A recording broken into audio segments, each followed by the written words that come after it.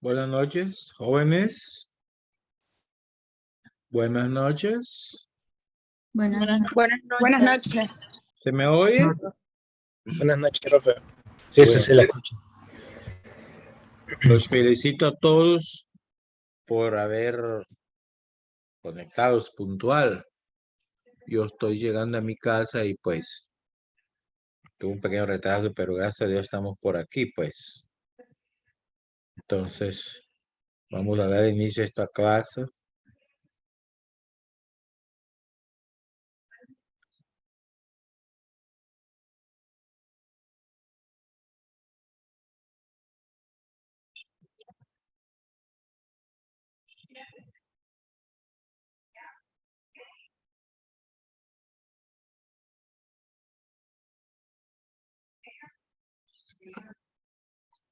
Bueno, entonces, yo les había dicho que dos condiciones, ¿verdad?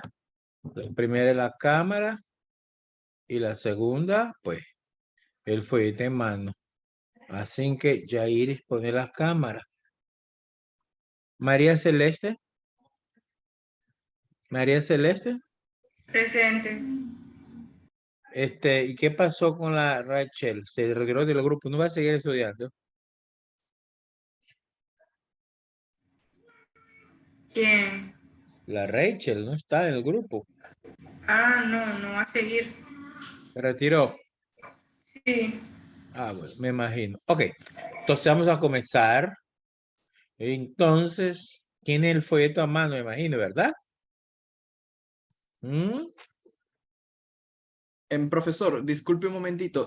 Corina dice que ya que está, que la deje entrar, que la acepte, por favor. Pero aquí tengo varias personas en la sala de espera. Pero ahí no está Corina, quiero ver. Bueno. Ok, ya estoy admitiendo a todos.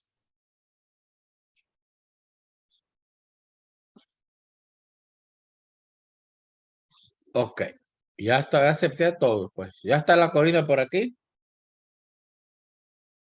¿Corina entró? Blanca. Blanca. Está por aquí. Está por aquí la Chanik. ¿Chanik está aquí? No. Sí, profesor, sí estoy. ¿Cómo es eso de que no entendés mucha señal que me mandas? Voy para Amboa, entonces la señal se va. Está en el camino. Y como la Blanca tiene buena señal. ¿No está en Boaco, Blanca? Porque no está en Manao. Bueno, ok, vamos a comenzar. Vamos al folleto, el tema 10. ¿Qué dice? Tagrit, ¿qué dice? La anamnesis y exploración. Correcto. Eso es lo que vamos a comenzar a analizar el día de hoy. Al final de la clase voy a orientar un foro y unas preguntas. Entonces, Tagrid, ¿qué dice ahí? A ver. ¿Qué se debe recordar al realizar la anamnesis? El propósito de esta sección es recordarte los principales puntos a tratar al hacer la historia a un paciente. La historia probablemente es la parte más importante de la consulta. Ok, Antes de hasta comenzar, ahí, espere, hasta ahí. ¿Qué ok, cosa significa anamnesis entonces, chicos? Que me dice una palabra que sea sinónimo. Una sola palabra, no me digan mucho. Una palabra que sea sinónimo. Interrogatorio. A ver. ¿Cómo dijo? ¿Darwin fue el que habló? Interrogatorio. Interrogatorio. Bueno, pero interrogatorio también hace la policía y eso se puede considerar una anamnesis. La policía te interroga también, ¿no? ¿Otra palabra más concreta, Darwin? Confirmación. No, confirmación no. como una entrevista, Un prácticamente. historial, ¿Mm? como un historial.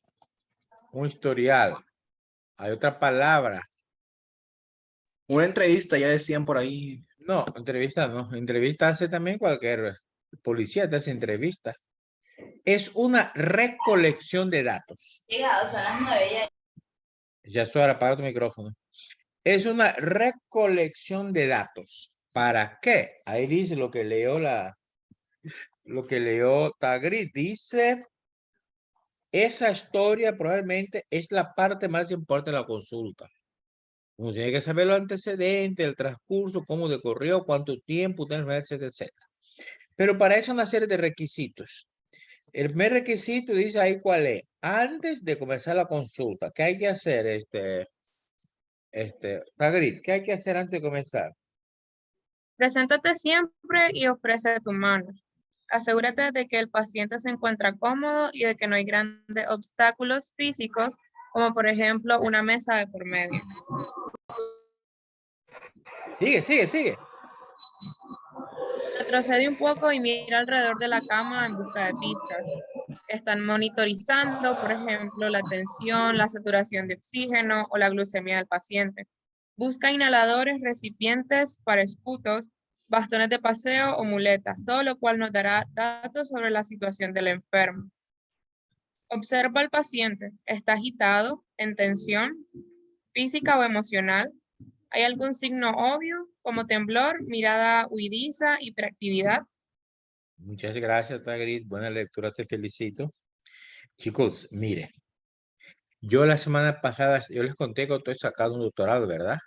Y estaba platicando con el doctor, un español, y él me decía que él le tocó acompañar a su hijo al doctor. Y me decía, vieras, Tavares, ese doctor, ni una sonrisa. Se sentó escribiendo, ni nos volvió a ver, ni nos daba la mirada. Solo unas preguntas muy serias y escribió el papel. ¿Ustedes creen que eso es lo correcto para un doctor, chicos?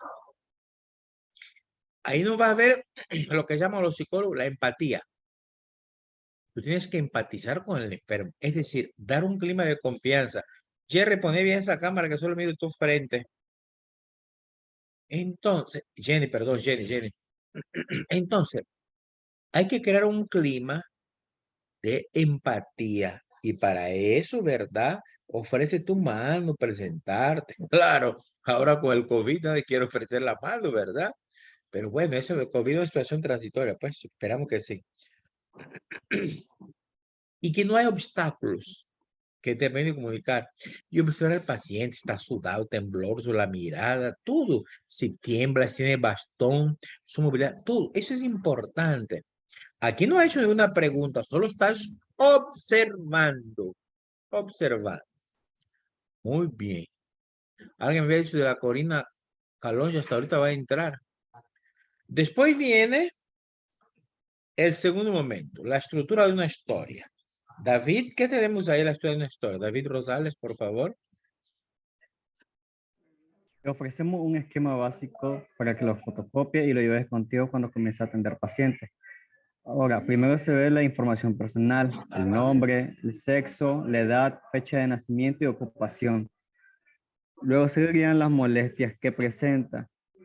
Deben enunciarse brevemente los síntomas que refiere el paciente con sus propias palabras, como por ejemplo, dolor, sed, inapetencia, cansancio, pérdida de peso, vómitos, etc. Recuerda, los síntomas no son diagnósticos. Los pacientes no se quejan de enfermedad coronaria, diabetes o porfiria intermitente aguda. Se fija, entender esa última parte, el paciente no va a decir que él tiene una enfermedad coronaria, no. Por eso los síntomas, aquí dice que me gusta mucho esa parte, no son diagnósticos, son síntomas. Que el paciente no es médico, él no sabe, el doctor me duele la espalda, y puede ser un dolor del corazón, pues, qué sé yo. Entonces, ¿para qué es importante también esa información, saber la ocupación del paciente? Ese es un esquema básico, ¿verdad? Ok. Ahora, esas molestias que el paciente puede presentar, dolor de cabeza, dolor de espalda, sed, cansancio, pérdida de peso, vómito, etcétera, etcétera. Es bueno hacer una historia de esas molestias. ¿Cómo se hace esto? Trata de que el paciente con sus propias palabras, eso es muy importante, con sus propias palabras, cuente cuando cree que comenzaron sus molestias. Ahora, usted ha visto muchas veces, se presenta a alguien y el familiar es que habla. No deje que el familiar habla. El que debe hablar es el paciente. Porque el familiar no es el que tiene el dolor y nadie siente el dolor ajeno, ¿verdad? Entonces, que hable el paciente. ¿Estamos captando? ¿Cómo lo va a hacer? Hay todo un andamiaje de preguntas que hay que hacer.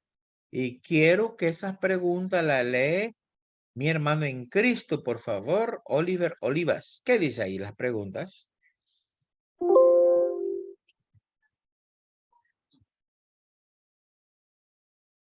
Micrófono, micrófono, Oliver.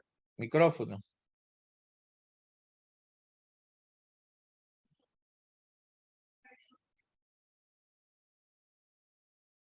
Micrófono.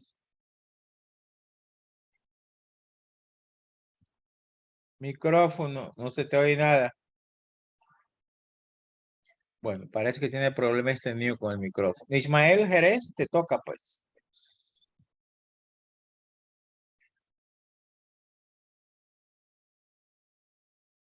Ismael.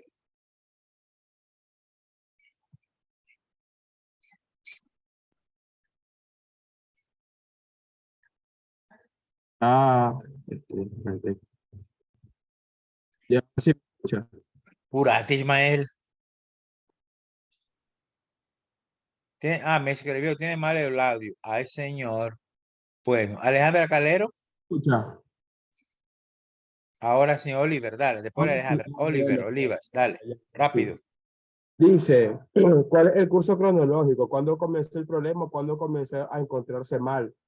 ¿Fue un inicio rápido o lento? ¿Cuál es la naturaleza de la queja? Si se trata de dolor, zona, irradiación, etcétera. Si son vómitos, ¿cuánto? Color, contienen sangre. ¿Existe un patrón? ¿Es continuo, intermitente o continuo con exacerbaciones agudas? Hay factores que precipiten o alivien. Por ejemplo, ¿existe relación con las comidas o con el tipo de alimento ingerido o con el estrés? ¿Se calma con analgésicos? ¿Hay algún otro síntoma relevante o asociado? Por ejemplo, para el dolor torácico, pregunta por palpitaciones, sudor, náusea, para excluir un posible ataque cardíaco. ¿Ha sucedido antes? Pregunta si se ha tratado o investigado previamente el problema. Sigue. Hay que intentar utilizar términos sencillos y evitar la jerga médica. Haz preguntas adicionales para ver si se entienden los puntos clave.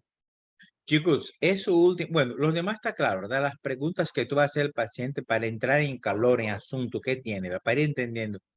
Pero aquí es claro, evite términos médicos. Usted va a hablar de médico cuando está con su colega, con un médico, pero con un paciente, usted no le va a preguntar, ¿cómo está su glucemia? Él te va a decir, doctor, ¿eso qué es? Usted le va a preguntar, ¿cómo es este momento usted después del ayuno que siente? No te va a entender. Usted le pregunta, después de comida o antes de la comida y el dolor. Cuando vomitó, ¿qué color? Pregunta sencilla, ¿me explico? No le va a decir, usted padece de anorexia por la comida. Esas cosas no. Evite jerga médica. ¿Estamos entendiendo, verdad? Usted término sencillo. Muy bien, muy bien. Ok. Historia médica previa. Eso es para leer solo. Pero quiero que miremos la página siguiente. Historia medicamentosa.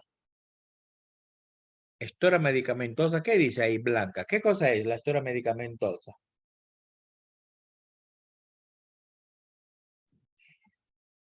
¿Se trata el paciente en el momento actual con algún tipo de medicación, bien sea de libre dispensación o con receta obligatoria? ¿Ha tenido problemas de tolerancia con algún fármaco? ¿Se toma los fármacos de forma regular? Es decir, hay que saber si el paciente que se presentó, si él ya ha sido medicado, qué tipo de fármacos. Y esos fármacos, pues tienes que saber qué está tomando él. No vas a recetar sin saber, ¿verdad? Y hay que saberse con receta o si es, digamos así, libre. Después, ahí voy a seguir yo, las alergias. ¿Qué tipo de alergia tiene? ¿Se parece a alguna alergia, algún fármaco? Se fuma, el tabaco es importante, ¿verdad? El alcohol. Chicos, pero con el alcohol hay que ser moderado al preguntar. Usted le va a preguntar a una persona, ¿usted toma? ¿Usted se emborracha? No. Usted va a decir, ¿hace consumo de bebidas alcohólicas? ¿Con qué frecuencia? Y normalmente les va a decir que la gente miente. Nunca el que toma va a decir, tomo, doctor. No, no, te va a mentir. Esa pregunta siempre van a preguntar a los pacientes. La historia familiar. Aquí yo estoy dando genética primera. Usted le puede ir a preguntar. Yo le enseñé a hacer un árbol genealógico y miramos también los patrones de herencia. Si es ligado al sexo, a X, dominante recesiva, o si es autosómico dominante recesiva. Eso usted tiene que preguntar al paciente. ¿En su familia alguien tiene ese problema? Entonces, normalmente la persona, usted va a decir sus antecedentes, papá, mamá, tíos, abuelos, alguno que padeció de esa enfermedad, para ir viendo si el origen es genético o apareció de pronto. ¿Estamos entendiendo? Es importante el historial familiar, el historial social. ¿Qué significa eso? ¿Cuántos hijos tiene? El tipo de vivienda. Es decir, ¿cómo vive esa persona? ¿En qué condiciones? Si vive en la persona de clase media, clase alta o de pobreza. Es importante saber el nivel sociocultural de las personas, porque a más bajo nivel sociocultural, más propenso a ciertas enfermedades, ¿verdad? Ahora, vamos a revisar los síntomas. Revisión de los síntomas. Dice, algunos de estos síntomas pueden haber sido recogidos en la historia de la enfermedad actual. Necesitas emplear tu criterio sobre la extensión. Miren, ahí tenemos. Entonces, aquí vamos a ver por sistemas. Estamos viendo por sistemas. Si es el sistema cardiovascular, es decir, pues corazón, etcétera, ¿qué pregunta específica debe de hacer? Cintia Cruz, ¿qué preguntas específicas? Ahí se aparece. ¿Cuáles son?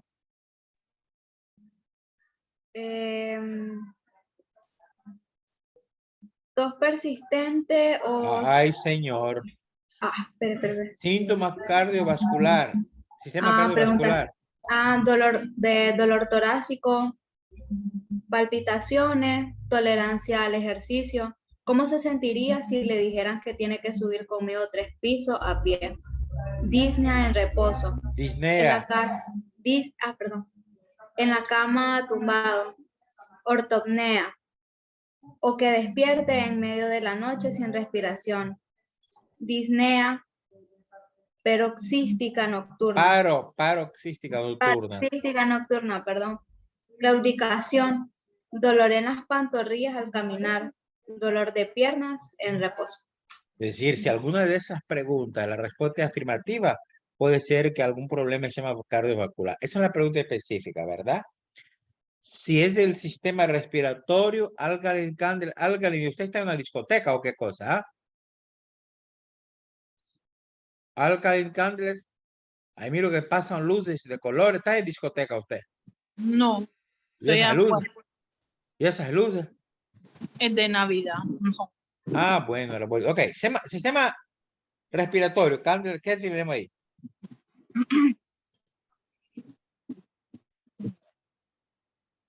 Mañana, pues.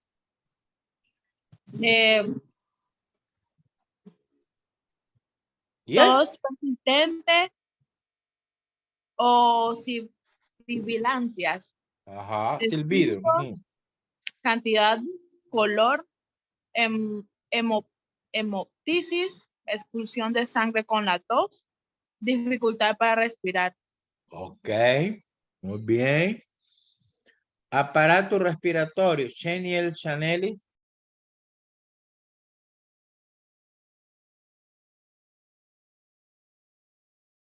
Sí.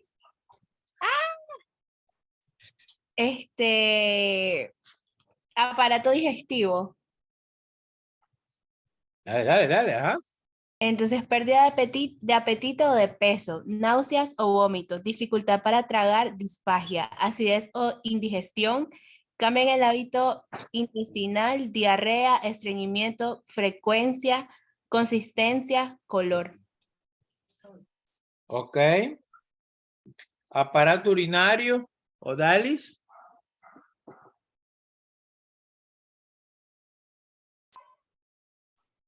Bueno, la poveda, dime. ¿Mm? Hay dos odales. Usted, pues, Poveda, señor Poveda, ¿cómo es la cosa? Usted, pues, Yes. usted.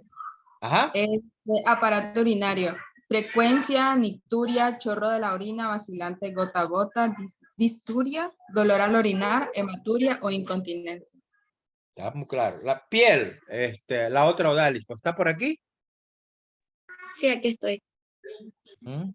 Exantema o piel sensible, dermatitis, eczema, psoriasis. Recuerda que la piel se suele afectar por el contacto con sustancias presentes en casa o en el trabajo. Mire, Odalis, o quien quiera contestar, ¿la piel qué función tiene? ¿Para qué sirve la piel? ¿Mm? ¿La piel para qué sirve? ¿Qué me quiere decir? ¿Cuál es la principal función de la piel? Les voy a dar Regular la temperatura. les voy a dar una pista. Cuando alguien se quema, normalmente, ¿por qué creen ustedes que le ponen unos paños ahí o tratan de tapar la piel? ¿Por qué? Regula la temperatura del cuerpo. Cicatrizar. Ninguna de las dos es Protección. protección. La entrada del Claro, cuerpo extraño. es la primera barrera que tenemos de defensa mecánica y también contra microorganismos, bacterias, virus. Cuando usted tiene una quemadura, está expuesta la piel a contagiarse de bacterias. Pues por eso es que la gente que se quema sin quemaduras de segundo y tercer grado se muere no de la quemadura, sino que infección generalizada. Ok, puede ir una septicemia. Una sepsia. Sistema musculoesquelético, quiero escuchar a la Michelle Dixon.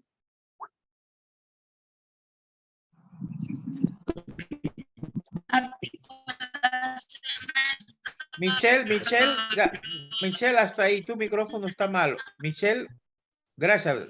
Luis Olson. Michelle, ya. Alguien me diga a Michelle que se calle, por favor. Michelle, ¿me escucha? ¿Me escucha, Michelle? Apague su micrófono. Tu señal está mala. Lo lea Luis Olson, por favor. Articulaciones dolorosas, rigidez, hinchazón. Sí, profe. Recuerda que el dolor inflamatorio empeora por la mañana, mientras que la artrosis lo hace por la noche. Ok. Y finalmente, el sistema nervioso. Mirna Telles. El sistema nervioso se pregunta específicamente sobre cefalia o migraña, ataques o desvanecimientos, cambios en la visión, oído, habla o memoria, ansiedad, depresión o pensamiento suicida y el sueño. Oliver. ¿Sí? Apague su micrófono, que lo tienes y todo el mundo escuchó las payasadas que está haciendo del celular. Estás haciendo el papel de ridículo, ¿sabía? Todo el mundo está viendo y todo el mundo te escuchó. Esos audios que estás grabando. Por favor, apague el micrófono y ponga atención a la clase antes que te saco de aquí. Bueno, entonces, dice ahí el resumen. Esto debe ser solo un breve recordatorio de los puntos principales. Bueno, nos faltó un poquito antes, ¿verdad? Ahí la menstruación, historia obstétrica, ¿verdad? Solo, ¿qué dice? ¿Qué dice importante? En la menstruación, historia obstétrica, ¿qué dice? Solo debe recogerse cuando sea pertinente. Porque son preguntas a veces muy personal, ya va de índole ginecológico. El asunto ginecológico, pues siempre preferencia tratar pues solo con el ginecólogo, porque es un asunto que a veces hiere la asistencia de la persona, de la mujer en este caso, porque pues no todas saben nuevamente hablar. Ustedes como médicos sí, pero no toda la persona quiere hablar de su regla, el flujo, cuánto tiempo, y mucho menos pues el asunto de relaciones íntimas. Por eso ahí solo cuando sea pertinente. Ok. Bueno, eso. Ahora hay un subtema que dice capacidad de comunicación. La comunicación es muy importante. Yo, pues, la gente a veces me dice, profesor Tavares, figúrese que yo recibí tal clase con un profesor y no captaba, pero que usted lo entiende más rápido. Eso se llama la capacidad de comunicación. Hay personas que son comunicativas. Yo soy así, mi naturaleza. Yo soy hablantín. Pero hay personas que usted puede estar un año con él y esa persona no habla, no se comunica. Entonces, en este caso, hay que saber tener esa capacidad. Me gustaría que lea Andrea Ocon, que miro mitad de la cara en la cámara, la otra mitad no, la otra mitad le dio a la... Odalis, ¿cómo se llama tu amiga Odalis? ¿Dónde está la Odalis? Odalis la 2. Odalis 2, ¿estás por aquí? Bueno, Andrea Ocon, lea. Muchas facultades de medicina conceden gran importancia a la capacidad de comunicación, lo que nos da idea de su gran importancia en la práctica clínica. No considere este aprendizaje menos importante que las partes más teóricas del curso. Los médicos recién licenciados suelen decir que este aprendizaje fue uno de los más útiles durante la carrera. Oye, eso, ¿verdad? Eso es de lo más útil, te va a servir bastante cuando usted comienza. Ajá. La Siga. mayor parte de las facultades utilizan ahora alguna forma de exploración clínica estructurada. Debes recordar varios puntos importantes sobre ella. Sigo. Dale, por favor. Ninguno de nosotros es tan buen comunicador como cree. Una gran parte de este material puede parecer evidente, pero lo evidente se puede olvidar en situaciones de presión, por lo que recordarlo es un ejercicio útil. La capacidad de comunicación aporta casi la mitad de la puntuación en los exámenes clínicos, llegando incluso a valorarse en algunos casos la forma de aproximarse al paciente. Una forma de mejorar tus resultados en este examen es practicar ante una serie de situaciones de comunicación con algún amigo. Si te colocas a la derecha del paciente o actor durante un examen clínico, es probable que comunique la información con mayor facilidad. Ok, muchas gracias, Andrea. Buena lectura también, me gustó, te felicito. Mire qué importante eso, chicos. Esos son puntos que tú debes manejar, ¿verdad? Mira lo que dice ahí. Uno dice, ¿pero qué importancia tiene eso? El último punto, si te coloca a la derecha del paciente durante el examen clínico, es probable que le comunica la información con mayor facilidad. Porque recuerdo que la mayor parte de las personas somos dextros, derecho, y tenemos más capacidad de comunicarlo, ¿verdad? Ok. Esos son algunos puntos. Pero así como la comunicación debe ser fluida, muchas veces hay obstáculos, algo que impide que usted no se comunica. Esos obstáculos pueden, como la palabra dice, obstaculizar, ¿verdad? La redundancia, o impedir que tú te comunicas, ¿verdad, Isaac? ¿Cuál es ese obstáculo, Isaac Abraham?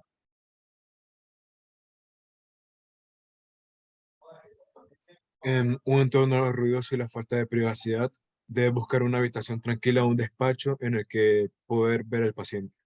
¿Por qué creen ustedes que el hospital, o sea, espérame, por qué creen ustedes que los hospitales públicos, nosotros en Nicaragua tenemos la zona numerosa?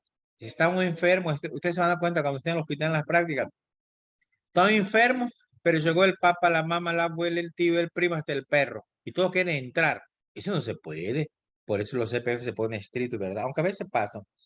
Entonces, es muy importante que el entorno no tenga ruido, tranquilo, etcétera. Sigue, otro obstáculo. Nerviosismo, tanto tuyo como del paciente. A ti te ayudará la práctica y al paciente le puede ayudar que lo aborde de una forma más sensible. Dolor. Mire, esto voy a decir algo, eso de nerviosismo.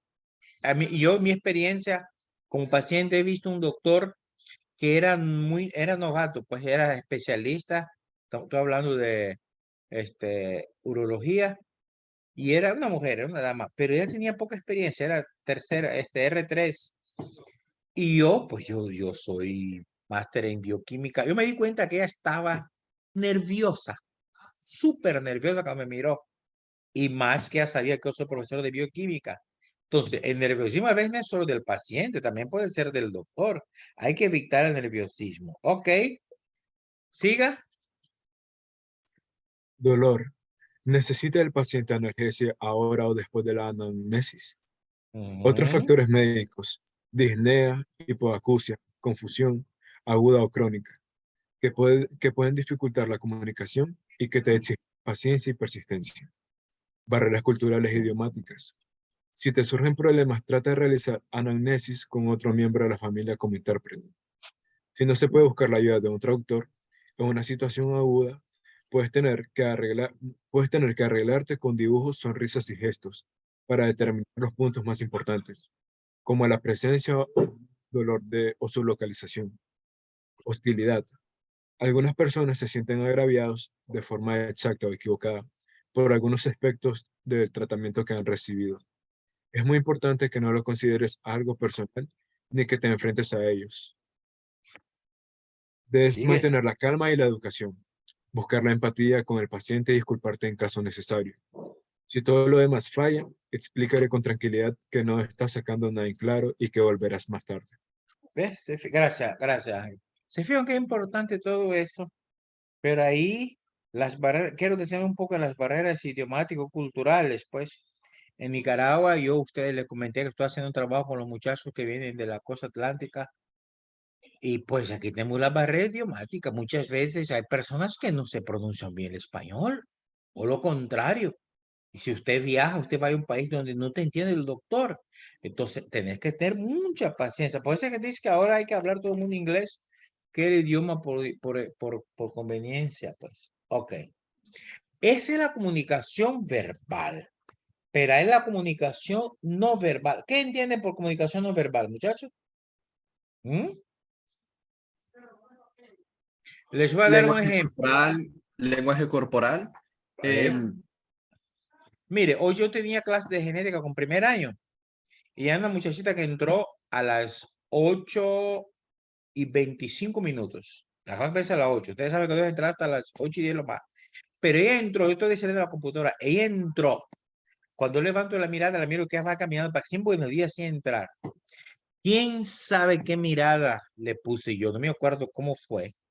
Pero yo sé que aquella muchacha cuando me miró la cara, se regresó tirada a la puerta. ¿Qué pasó ahí, muchachos? ¿Qué pasó ahí? Yo no le dije nada. ¿Por qué ella se regresó? Alejandra Calero, ¿por qué se regresó Alejandra? Porque le dio miedo a usted. ¿Ves? Entonces, eso puede pasar con un doctor que llega un paciente, usted hace una mirada, qué sé yo, no muy buena, puede conllevar a un rechazo. Esa comunicación no verbal, que usted no habla, los gestos, dicen por ahí un refrán que los gestos hablan más que 1000 palabras.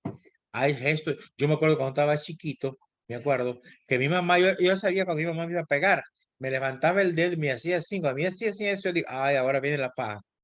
Esa es una comunicación no verbal y un médico debe manejar bien eso, es decir, los gestos, la articulación es importante. Ok. Y después las habilidades de la comunicación verbal. Aquí quiero que lea rapidito la Angie Matamoros. Angie. Las cosas que decimos y cómo las decimos, es importante que el paciente se tranquilice durante la consulta, aunque con frecuencia resulta más fácil decirlo que conseguirlo, ya que los pacientes suelen mostrar una lógica preocupación por su situación clínica y las siguientes habilidades son importantes. Sí. Dale, ¿cuáles son?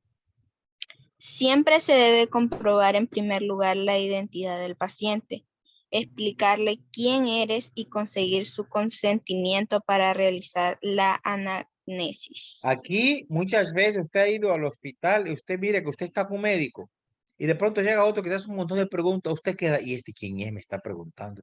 No se presentó, lo correcto se presenta. Soy el doctor fulano de tal y quiero saber algo y ya, vas a entrar. Tienes que dar confianza para que la gente se suelta, porque no queda inhibido, ¿verdad? Sigue, Angie.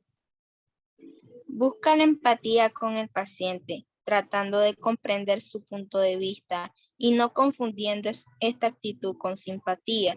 Es perfecto emplear frases como ya entiendo o eso le debió resultar terrible cuando el paciente refiere su historia. Buscar la empatía, no simpatía, eso es importante. De otras palabras, voy a hablar de eso, dar un clima de confianza. Sigue. Utiliza preguntas abiertas como ¿por qué ha venido hoy al médico o está preocupado por algo más? Siempre debes preguntar cómo los médicos antiguos, cómo se siente en general, ya que te sorprenderá lo que aprenderás de las respuestas. Es una buena idea dejar que el paciente hable con libertad durante un minuto, antes de centrar la anamnesis con preguntas cerradas, como ¿le duele cuando respira? Es decir, que no entrar en asuntos ya concretos, ¿no? Sino primero dar un ambiente de tranquilidad para que la persona, el paciente pueda hablar. Sigue. Evita las preguntas dirigidas que conducen al paciente hacia la contestación que debe dar. Así puede comparar, ¿se le va el dolor hacia algún sitio? Con ¿le baja el dolor por el brazo izquierdo? Es decir, le estás dando concreto, no por cualquier sitio. Preguntas concretas. Siga. Utiliza formas de comunicación verbales como ya veo o ya entiendo para mantener el flujo de la conversación. Siga. Angie.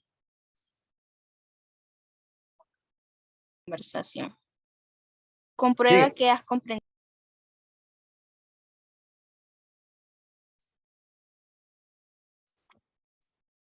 Ok, Angie, tu sonido usted se fue, pues. Pero pues, fíjate, pues, ahora tal vez. ¿Cómo? Sí, ahora, la última. Utiliza un lenguaje sencillo evitando la jerga médica. Refleja la terminología utilizada para el paciente para sus síntomas y diagnóstico según sea apropiado. Muy bien, muy bien, muy bien. Ok.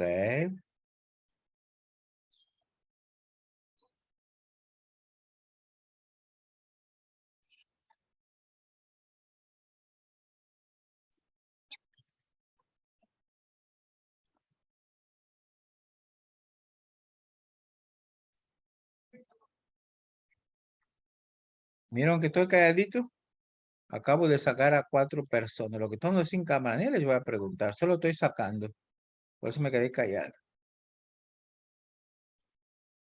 Todo el que está sin cámara va para afuera. De todas formas, vamos a terminar. Pero lo estoy sacando. Para que pongan la cámara. Ok.